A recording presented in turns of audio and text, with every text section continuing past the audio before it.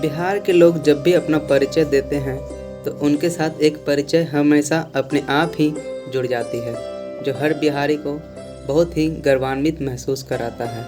और वो नाम है देश के पहले राष्ट्रपति डॉक्टर राजेंद्र प्रसाद का, जिन्हें लोग प्यार से राजेंद्र बाबू बुलाते थे। 26 जनवरी 1950 को जब भारत को संविधान के रूप में एक गणतंत्र राष्ट्र का दर्जा दिया गया, उसी दिन डॉक्टर राजेंद्र प्रसाद के रूप में स्वतंत्र भारत को पहला राष्ट्रपति भी प्राप्त हुआ।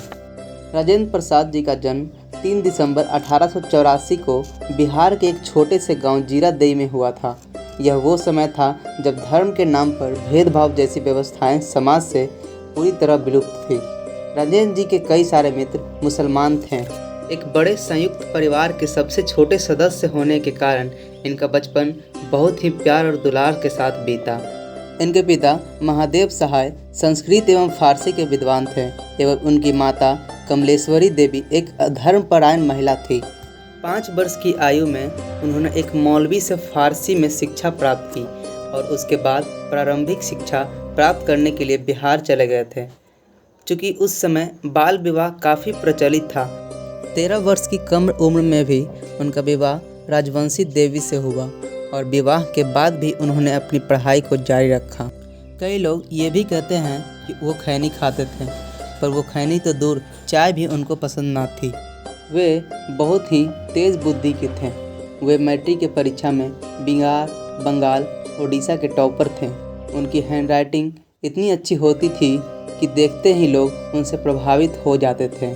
शायद यही कारण था कि उनकी प्रतिभा को देखकर एक शिक्षक ने कहा था कि examinee is better than examiner. Rajendra Babu रात 8 बजते खाना खा लेते थे। उनका खाना बहुत ही सादा होता था। फलों में उनको आम बहुत पसंद था। वो जल्दी सोते थे और सुबह जल्दी उठते भी थे। वकालत की पूरी पढ़ाई उन्होंने सुबह उठकर ही की थी।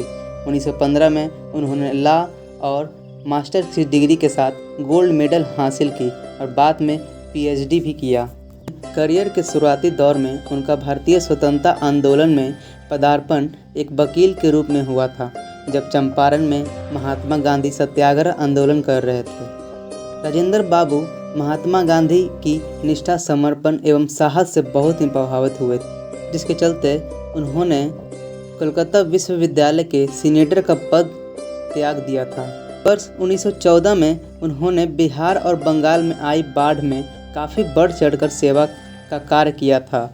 वर्ष 1939 में नेताजी सुभाष चंद्र बोस के अध्यक्ष पद से त्याग पत्र देने के बाद कांग्रेस के अध्यक्ष का पदभार राजेंद्र प्रसाद जी ने पुनः संभाला था। भारतीय संविधान के लागू होने के एक दिन पहले 25 जनवरी 1950 को उनकी बहन भागवती देवी का निधन हो गया था, लेकिन वह भारतीय गणराज्य की स्थापना में व्यस्त होने के कारण दाह संस्कार में अगले दिन भाग ले पाए।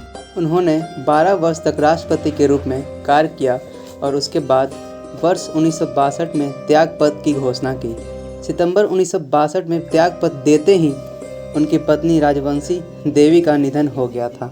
वे अपनी आत्मकथा के अतिरिक्त कई अन्य पुस्तकें भी लिखी हैं, जिनमें बापू के कदमों में, इंडिया डिवाइडेड, सत्याग्रह एक्ट चंपारण, गांधी जी की देन, भारतीय संस्कृति व खादी का अर्थशास्त्र। वर्ष 1921 से 1946 के दौरान राजनीतिक सक्रियता के समय वह बिहार विद्यापीठ भवन में रहे थे, जिसके चलते उनके मरणोपरांत उसे राजेंद्र प्रसाद संग्रहालय बना दिया गया।